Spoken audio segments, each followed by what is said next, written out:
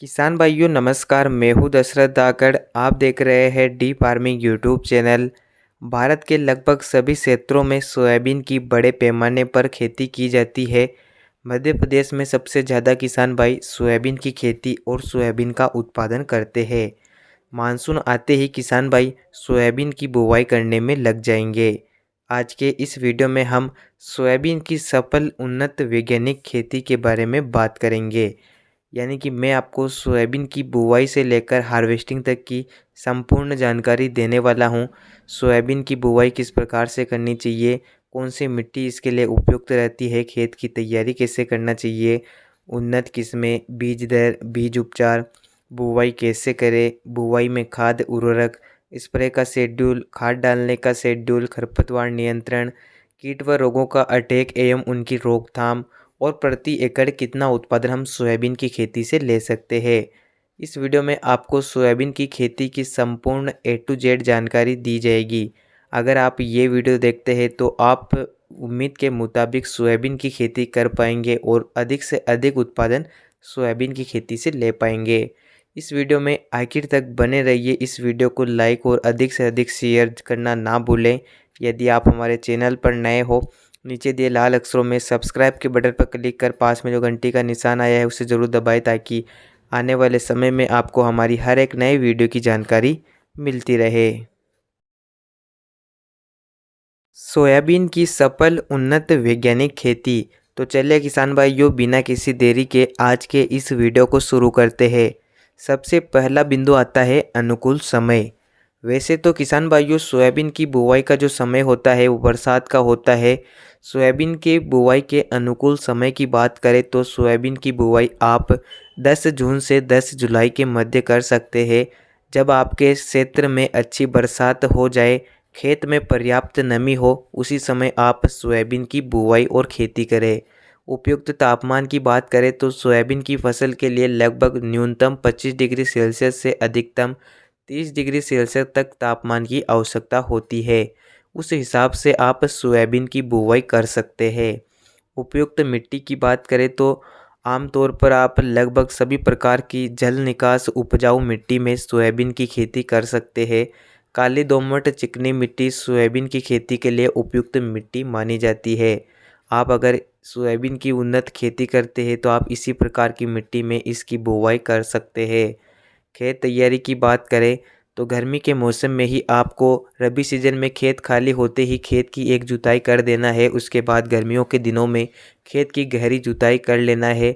और जब आप खेत की अंतिम जुताई करें उसमें प्रति एकड़ 2 से 3 ट्राली गोबर खाद का प्रयोग कर सकते हैं। या गोबर खाद आपके यहाँ पर उपलब्ध नहीं है तो आप वर्मी कंपोस्ट खाद का प्रयोग भी कर सकते हैं। और प्रति एकड़ 2 बैग एसएसपी यानी कि 100 किलोग्राम सिंगल सुपर फास्फेट को अंतिम जुताई में खेत में बिखेर देना है।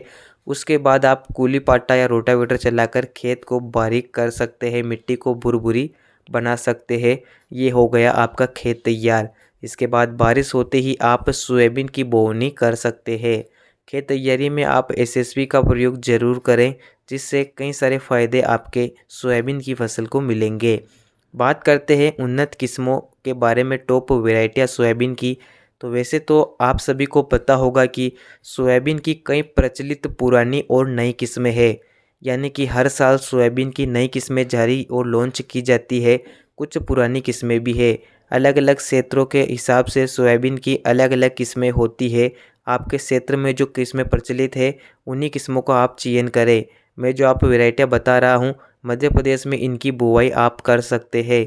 पहली किस्म है एनआरसी 138 और NRC 142, RVSM 2011-35, black gold, JS 2034, JS 2098। इन वैरायटियों की जो अवधि है वो 90 से 100 दिन के मध्य है। इन वैरायटियों से आप 20 से 25 से 30 कुंटल प्रति हेक्टेयर तक उत्पादन ले सकते हैं। इसके अलावा मध्य प्रदेश में बहुत से किसान भाई KDS 726 सोयाबीन की बुवाई भी करना चाहते हैं। इस वैरायटी का जो उत्पादन है वो 35 से 40 कुंटल प्रति हेक्टेयर है। ये वैरायटी भी काफ़ी पॉपुलर हो रही है। आपके क्षेत्र में जो वैरायटियाँ प्रचलित है उन्हीं का चयन करें, नई नई किस्में किसान भाइयों हर साल लॉन्च होती है जिनका उपज उत्पादन काफ़ी ज़्यादा होता है। अगर आप नई किस्में लगाएंगे तो उनमें कीट व रोगों का अटैक भी कम होगा और आप उत्पादन भी ज़्यादा ले पाएंगे। तो उन्नत किस्मों का चयन आप अपने हिसाब से कर सकते हैं। उसके बाद अगला बिंदु आता है प्रति एकड़ बीज दर। किसान भाइयों सोयाबीन का जो बीज दर होती है वो भी वैरायटियों पर निर्भर करती है। कुछ सोयाबीन की वैरायटी ऐसी आती है जिनकी हाइट ज़्यादा होती है, फुटाव और ब्रांचिंग उनमें ज़्यादा आती है। उनकी जो बीज दर है वो 25 से 30 किलोग्राम प्रति एकड़ आपको रखना चाहिए। और कुछ पुरानी और नई किस्में हैं जिनकी जो हाइट है वो मध्यम होती है, फुटाव भी कम आता है। उन वैरायटियों की जो बीज दर है वो 45 से 40 किलोग्राम प्रति एकड़ तक होती है। उस हिसाब से आप उनकी बुवाई कर सकते हैं। इसके बाद आता है बीज उपचार। किसान भाइयों अगर आप सोयाबीन की खेती कर रहे हैं तो बीजों को फंगीसाइड और इंसेक्टिसाइड से आप उपचारित जरूर करें। बीज उपचार से एक तो हमारा पौधा शुरुआत में अच्छे से अंकुरण लेता है, पौधे की जड़ों में किसी भी प्रकार से कीट व रोगों का अटैक नहीं होता है, पौधे में बीमारियां भी नहीं लगती है। आप सोयाबीन के बीजों का फंगीसाइड और इंसेक्टिसाइड दोनों से ही बीज उपचार करें। बात करते हैं कि आप किस प्रकार से बीज उपचार कर सकते हैं। तो कीटनाशक के रूप में आप यूपेल की रेनो इंसेक्टिसाइड से 2 ml प्रति केजी बीजों को उपचारित कर सकते हैं। वहीं फंगीसाइड के रूप में आप बीएसएफ कंपनी की जेलोरा फंगीसाइड से 2 ml प्रति केजी बीजों को उपचारित कर सकते हैं। बीज उपचार करने के बाद ही आपको सोयाबीन की बुवाई करना चाहिए। बुवाई की विधि की बात करें तो किसान भाइयों अधिकतर क्षेत्रों में जो सोयाबीन की बुवाई है वो सीड ड्रिल के द्वारा की जाती है। और कुछ किसान ऐसे भी हैं जो हाथ से सोयाबीन की चुपाई विधि द्वारा बुवाई करते हैं। किसान भाइयों अगर आप सीड ड्रिल से सोयाबीन की बुवाई करते हैं तो लाइन से लाइन की दूरी आपको लगभग 16 इंच के आसपास रखना चाहिए। और अगर आप हाथ से चुपाई विधि द्वारा सोयाबीन की बुवाई कर रहे हैं तो लाइन से लाइन की दूरी आप 18 इंच के आसपास रखें और पौधे से पौधे की दूरी आप 4 से 6 इंच के आसपास रखें। और बुवाई से पहले आप सोयाबीन का अंकुरण परीक्षण जरूर करें। यानी कि आपको जो सोयाबीन की बुवाई आप करने वाले हैं उसके बीजों का अंकुरण जांच ले ताकि बाद में आपको परेशानी ना हो। अंकुरण परीक्षण जांचने के लिए आप किसी टाट का सहारा ले सकते हैं, उस पर बीजों को डालकर हल्की नमी बनाए रख सकते हैं। इस प्रकार से आप सोयाबीन के अंकुरण की जांच घर पर आसानी से कर सकते हैं। इसके बाद अगला बिंदु आता है बुवाई के समय खाद उर्वरक। किसान भाइयों सोयाबीन की फसल को मुख्य रूप से नाइट्रोजन, फास्फोरस, पोटास और सल्फर की आवश्यकता होती है। इन चारों ही तत्वों की पूर्ति आपको बुवाई के समय कर लेना चाहिए। बात करते हैं कि इन तत्वों की पूर्ति के लिए आपको कौन कौन से खादों का प्रयोग करना चाहिए। तो अगर आप NPK 12-32-16 का प्रयोग करेंगे तो इसमें मुख्य रूप से नाइट्रोजन, फास्फोरस और पोटास पाया जाता है। आप इन तीनों तत्वों की पूर्ति कर देंगे और सिंगल सुपर फास्फेट के माध्यम से आपने सल्फर पहले ही दे दिया है। और अगर आपके यहाँ पर NPK उपलब्ध नहीं है तो आप DAP का अगर प्रयोग कर रहे हैं तो इसके साथ आप MOP यानी कि पोटास का प्रयोग कर सकते हैं। और अगर आपने खेत तैयारी में सिंगल सुपर फास्फेट नहीं दिया है तो आप सल्फर युक्त खाद का प्रयोग भी अवश्य करें। DAP की मात्रा प्रति एकड़ 35 kg ले सकते हैं। वही 15 किलोग्राम MOP पोटास का प्रयोग आप खेत की बुवाई के समय दे सकते हैं। इन खादों का प्रयोग आपको सीड ड्रिल में नहीं करना है। बहुत से किसान भाई सोयाबीन के साथ ही खादों का प्रयोग कर लेते हैं। किसान भाइयों इन खादों के प्रयोग करने के तरीके की बात करें तो आपको सोयाबीन की जब आप बुवाई करने जाते हैं उसके आगे आगे इन खादों को छिटक देना है, उसके पीछे पीछे आपको सोयाबीन की बुवाई कर देना है जिससे ये सभी खाद अच्छे से मिक्स हो जाएंगे। इस प्रकार से आप इन खादों का खेत में प्रयोग कर सकते हैं। आप सोयाबीन के साथ सीड ड्रिल में इन खादों को भूल कर भी ना मिलाएं। इसके बाद अगला बिंदु आता है खरपतवार नियंत्रण। जैसा कि कोई भी फसल हो खरपतवार फसल के साथ ही अंकुरित हो जाते हैं। खास करके बरसात के मौसम में खरपतवार भी तीव्रता से बड़े होते हैं क्योंकि खेत में पर्याप्त नमी रहती है, समय समय पर बारिश होती है जिस कारण खरपतवार का विकास भी तेजी से होता है। सोयाबीन की फसल में खरपतवार नियंत्रण भी समय से करना जरूरी होता है। आप खरपतवार नियंत्रण के लिए निराई गुड़ाई कर सकते हैं, खेत में कुल्पे या डोरे चला सकते हैं।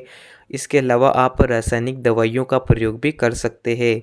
बात करते हैं कि सोयाबीन की फसल में आप किस प्रकार से खरपतवार को नियंत्रित कर सकते हैं। रासायनिक तरीके से खरपतवार नियंत्रण की बात करें तो सोयाबीन की बुवाई से तुरंत बाद आप प्री इमर्जिंग हर्बिसाइड का प्रयोग कर सकते हैं।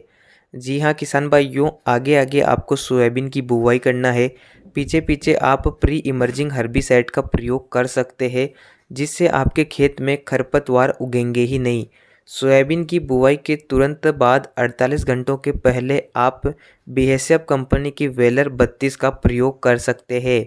यह एक प्री इमर्जिंग हर्बिसाइड है जो लगभग 45 दिन तक आपके खेत को खरपतवार मुक्त रखेगी। आपको सोयाबीन की बुवाई करना है, उसके बाद 48 घंटे के मध्य बुवाई से तुरंत बाद आप इसका स्प्रे कर दीजिए, जिससे खरपतवार अंकुरित नहीं होंगे। इसके अलावा जब हमारी फसल 20-25 दिन के आसपास होती है, इस समय आप इमेजाथाइपर 10% एसिल टेक्निकल वाली दवाइयों का 400 ml प्रति एकड़ की दर से स्प्रे कर सकते हैं। यह टेक्निकल आपको मार्केट में कई कंपनियों की दवाइयों में मिल जाएगा, तो आप इसका प्रयोग कर सकते हैं।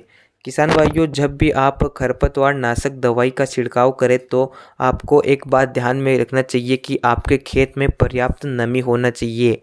अगर आप स्प्रे करेंगे और खेत में नमी रहेगी तो आपको अच्छा रिजल्ट मिल पाएगा। तो इस प्रकार से आप सोयाबीन में खरपतवार को नियंत्रित कर सकते हैं। इसके बाद खाद डालने के शेड्यूल की बात करें तो सोयाबीन में मुख्य रूप से सल्फर की ज़्यादा आवश्यकता होती है। नाइट्रोजन की सबसे कम सोयाबीन की फसल को आवश्यकता होती है। इसके अलावा अगर आपका पौधा अच्छे से ग्रोथ नहीं कर रहा होता है तो 20-25 दिन के आसपास आप यूरिया का प्रयोग कर सकते हैं। यूरिया की मात्रा आप 25 से 30 किलोग्राम प्रति एकड़ की दर से ले सकते हैं। अगर पौधा कमज़ोर है तो इसी के साथ आप 8 से 10 किलोग्राम सागरिका दानेदार को मिलाकर जड़ों के पास दे सकते हैं। इसके अलावा अगर आपने खेत तैयारी और बुवाई से पहले संतुलित खादों का प्रयोग किया है तो सोयाबीन में किसी भी प्रकार से ज़्यादा खादों की आवश्यकता नहीं होती है। समय समय पर आप एनपीके घुलनशील खादों का प्रयोग कर सकते हैं। जब फसल की प्रारंभिक स्टेज यानी कि 30-35 दिन के आसपास हमारा सोयाबीन होता है, उस समय आप एनपीके 19-19-19 का स्प्रे कर सकते हैं। जब सोयाबीन में फूल बनने शुरू होते हैं उस समय आप एनपीके 052-34 का प्रयोग कर सकते हैं। जब सोयाबीन में फलियां आ जाती है, दाना भराव का समय होता है, इस समय आप एनपीके 0050 का प्रयोग कर सकते हैं। इन खादों का प्रयोग आपको 1 किलोग्राम प्रति एकड़ की दर से करना चाहिए 150 लीटर पानी में, और अगर 15 लीटर के स्प्रे पंप की बात करें तो 80 से 100 ml मात्रा आप ले सकते हैं। इनमें मुख्य रूप से नाइट्रोजन, फास्फोरस और पोटास पाए जाते हैं। इन खादों का प्रयोग करने से खर्चा कम आता है, लागत कम आती है और इनका जो रिजल्ट है वो अच्छा मिल जाता है। इस कारण आप सोयाबीन की फसल की ग्रोथ बढ़ाने के लिए, फसल को हरी भरी करने के लिए समय समय पर इन घुलनशील खादों का प्रयोग अवश्य करें। स्प्रे के शेड्यूल की बात करें तो सोयाबीन की फसल में विभिन्न प्रकार के कीट व रोगों का अटैक होता है, जैसे कि सोयाबीन में छोटी छोटी इल्लियों, छोटे छोटे रस चूसक कीटों का attack, stem fly, girdle beetle आदि प्रकार की शिकायत सोयाबीन की फसल में आती है। इनके निवारण के लिए आपको सोयाबीन की फसल में स्प्रे करने की आवश्यकता होती है। आपकी फसल के अनुसार आप सोयाबीन में पहला, दूसरा और तीसरा स्प्रे कर सकते हैं। अगर आपकी फसल में किसी भी प्रकार से कीट व रोगों का अटैक नहीं है तो आप स्प्रे ना करें। बात करते हैं कि सोयाबीन में कब कौन सा स्प्रे और किन दवाइयों का प्रयोग करना चाहिए। जब आपकी फसल 25 से 30 दिन के आसपास होती है, इस समय आपको सोयाबीन में पहला स्प्रे करना चाहिए। पहले स्प्रे में आपको किन दवाइयों का प्रयोग करना चाहिए, इनके बारे में बात करें तो प्रति एकड़ 150 लीटर पानी में आपको 24 ग्राम सिजेंटा कंपनी की इविसेंट कीटनाशक को लेना है। इसी के साथ आपको 20 ग्राम इमिडाक्लोप्रिड 70% WG को लेना है, प्लस 300 ग्राम टाटा मास्टर लेना है, प्लस 300 ml बायर का एम्बिसन टॉनिक आपको लेना है।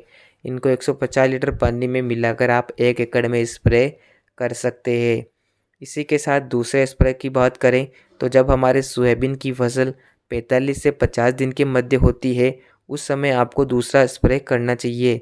दूसरे स्प्रे में आपको 100 ml बायर का सोलोमोन इंसेक्टिसाइड लेना है, प्लस 80 ml सिजेंटा का एम्प्लीगो, 120 ml बीएसएफ का प्राइक्सर और 100 ml फेंटेक प्लस टॉनिक आपको लेना है और 1 एकड़ में 150 लीटर पानी की मात्रा के साथ स्प्रे कर देना है।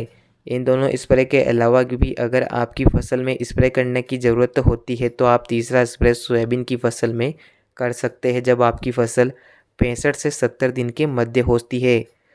तीसरे स्प्रे के रूप में आपको लेना है 60 ml बायर कंपनी की फेम इंसेक्टिसाइड और 200 ml बायर की फॉलिक्योर फंगीसाइड का प्रयोग आप कर सकते हैं। 150 लीटर पानी में आपको स्प्रे करना है। जब भी आप स्प्रे करें खेत में नमी होना ज़रूरी है।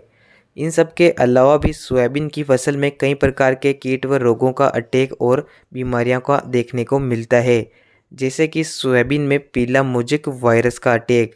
वायरस मुख्यतः सफ़ेद मक्खी के कारण फैलता है, इसलिए आप समय समय पर कीटनाशक का प्रयोग अवश्य करें जिससे आपके खेत में सफ़ेद मक्खी का अटैक ना हो। अगर सफ़ेद मक्खी का अटैक आपके सोयाबीन के खेत में नहीं होगा तो आपका पौधा वायरस मुक्त रहेगा। इसके अलावा सोयाबीन में स्टेम फ्लाई का अटैक भी ज़्यादा देखने को मिलता है। स्टेम फ्लाई से बचाव के लिए आप शुरुआत में कीटनाशक से बीज उपचार अवश्य करें, साथ ही समय समय पर आप एनपीके खादों का प्रयोग करें जिससे जो आपका पौधा है वो हरा भरा बना रहे और पत्तियों के माध्यम से पौधे को पोषक तत्व मिल पाए। अब अगर प्रति एकड़ उत्पादन की बात करें तो इस तरीके से अगर आप सोयाबीन की खेती करते हैं तो प्रति एकड़ आप 10 से 12 कुंटल तक उत्पादन ले सकते हैं। कुछ ऐसी वैरायटियाँ आती है जिनसे आप 12 से 14 कुंटल प्रति एकड़ तक उत्पादन ले सकते हैं, तो आप उन्हीं किस्मों का चयन करें। इसके अलावा सोयाबीन की खेती में कुछ सावधानियाँ जो आपको हमेशा रखनी चाहिए। जब भी आप बुवाई करें खेत में अच्छी नमी होना चाहिए। सोयाबीन की ज़्यादा गहरी बुवाई ना करें। बीज उपचार करें कीटनाशक या फंगीसाइड से और खरपतवार को समय से नियंत्रित करें।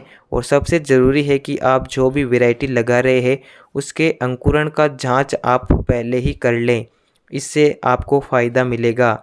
तो किसान भाइयों, ये थी सोयाबीन की सफल उन्नत वैज्ञानिक खेती। अगर आप इस प्रकार से सोयाबीन की खेती करते हैं तो प्रति एकड़ 10 से 12 से 14 कुंटल तक उत्पादन ले सकते हैं और सोयाबीन की खेती से लाखों रुपए का मुनाफा कमा सकते हैं। किसान भाइयों, उम्मीद करता हूँ आपको ये वीडियो पसंद आया होगा। वीडियो को लाइक और चैनल को सब्सक्राइब अवश्य करें। धन्यवाद।